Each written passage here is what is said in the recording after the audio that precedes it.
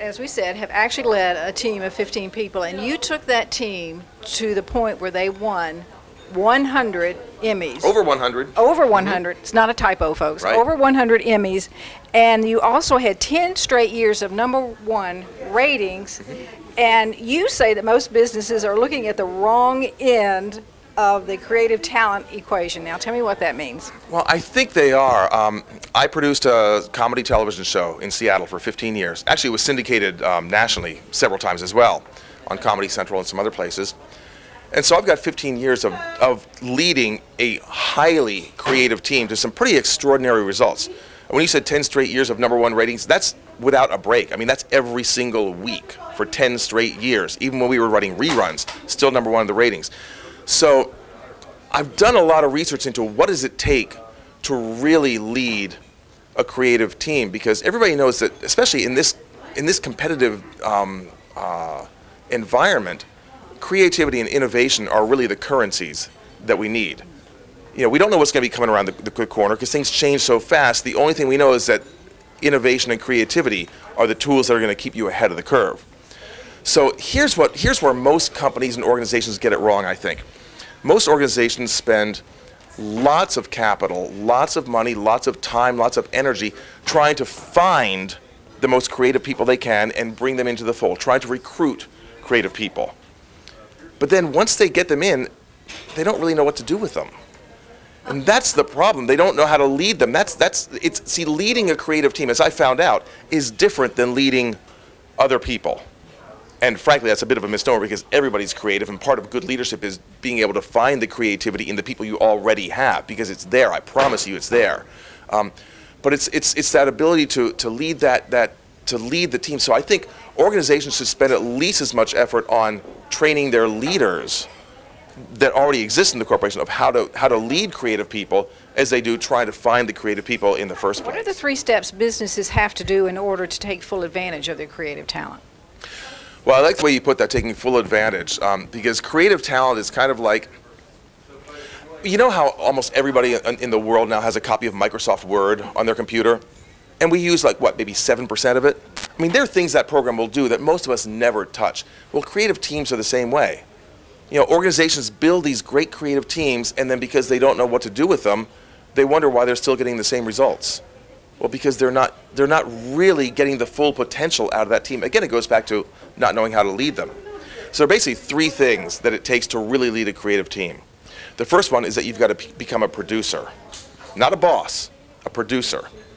And here's the difference. The job of a producer is to decide what the goal is.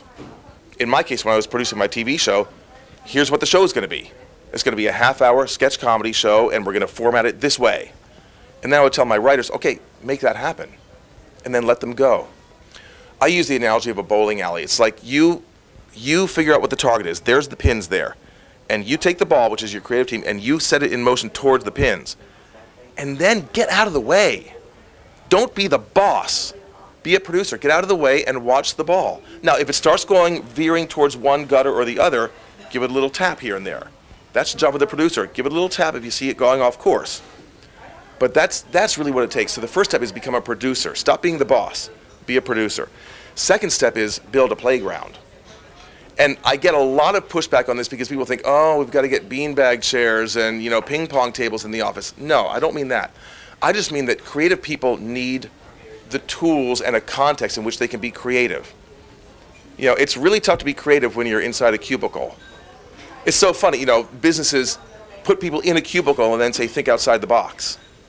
Okay, that doesn't really make sense, does it? You know, so you need to give them the tools, build that playground. And by the playground, I mean space. Creative people need to be able to interact with other creative people. So design a space where that can happen. Don't just assume it's going. I mean, design it that way. If you're really interested in the kind of results that you can get from a creative team, design a space where they can interact. Design a space where different creative departments can interact. Time-wise, don't necessarily expect 9 to 5. Great ideas don't work on a 9 to 5 schedule. So you've got to be able to be flexible that way, which is tough for leaders, for classically trained leaders to do, because they just think, no, I want things to be in order. And creativity doesn't really work that way. So you've got to figure out, okay, what are you really trying to achieve here? Order or great creative ideas? And then you've got to give them the tools as well. You know, have magazines around, have books, have things, because creative people get inspired by seeing cool. I mean, we're in this great restaurant here. I mean, look at all the cool things here. This is the reason they do this, because it's inspiring. You know, you start, all of a sudden you see something like, oh, you know what? That could be a great idea, because you never know what's going to trigger the great ideas. So if you just have this sterile environment, there's nothing there that's going to trigger the ideas. If you have things around, it is kind of like having, you know, a playground there. But it leads to the great result at the end. And the final step that you have to do is begin a process. There's got to be a process of creativity in the business. You can't just put creative people there and assume it's going to happen. You've got, here's a basic process, for example. A lot of leaders have learned about brainstorming. Here's how you brainstorm. You come up and put a lot of ideas on the table, and then you evaluate. So you do right brain and then left brain. I know that's an oversimplification, but still, right brain, you know, here's all the ideas, left brain. Well, that's not the correct process.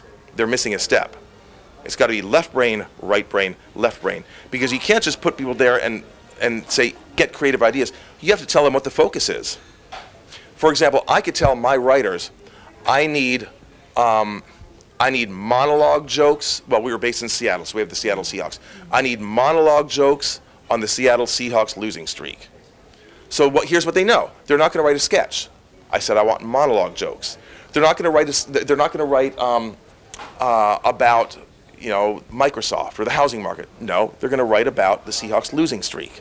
And by the way, the Seahawks are always on a losing streak. So no matter when this airs, I'm going to be, you know, safe there. But so you do that. I mean, you've got to ask the right questions, set the right focus, then let them loose. And that's when there's, you know, no bad ideas. And then once that happens, then you evaluate. So that's part of the process. And there are a number of other processes as well. So you've got to find a way to channel that, because again, we go back to being a producer. The job of the producer is to get creative people, get them pointing in the same direction, let them loose, but then turn their output into something that's profitable. You know, if it's producing, I want a hit TV show. You know, if it's a movie producing, you want a movie that's going to make money. You don't just want, oh, it's a great creative movie. If it doesn't make money, you failed. So you need a process to make sure that that happens. One of your other keynotes is "It's Showtime: Producing Better Results in Business and in Life." Tell me what that's all about. Well, basically, that's about what I learned as a producer. You know, I realized, you look around and you see a lot of people who just aren't achieving what they want to achieve, either in business or in life. And you think, okay, the answers are out there. I mean, you know, there's no secret to what these answers are, but they're just not achieving it.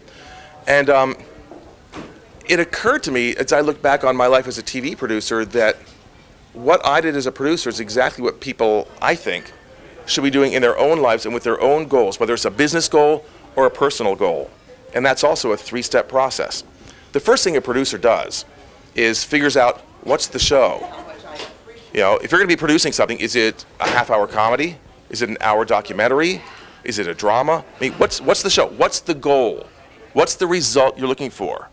You know, is it to lose 50 pounds by August? Is it to have a 4,000 square foot dream house? Is it to complete this business project? Is it to make this merger happen? What's the goal? And businesses are fairly good at that, but most people aren't. They just kind of take one day after another with no real target. So the first thing is, what's the show? Define the show.